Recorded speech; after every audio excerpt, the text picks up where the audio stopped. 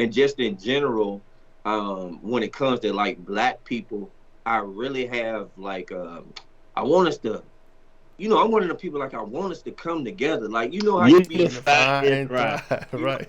want us It's to right down the bottom.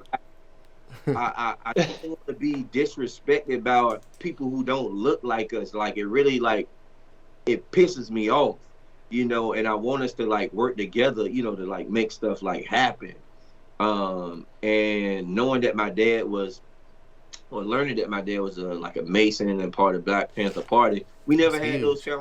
He had found out that I was in a fraternity.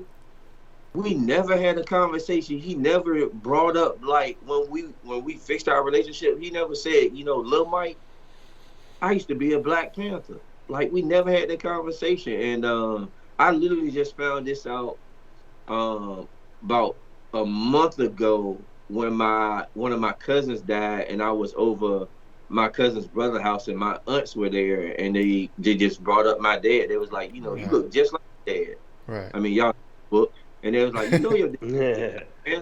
Black Panther part. I was like, no. I said, ain't no damn Who? like, Right. man. I got mad. And you just I learned got, All this over you. recently? You said like what, a few years ago? huh? You said you learned this recently? A few months ago. Yeah, like a month and a half ago, I Oh learned wow. this about Oh them, wow.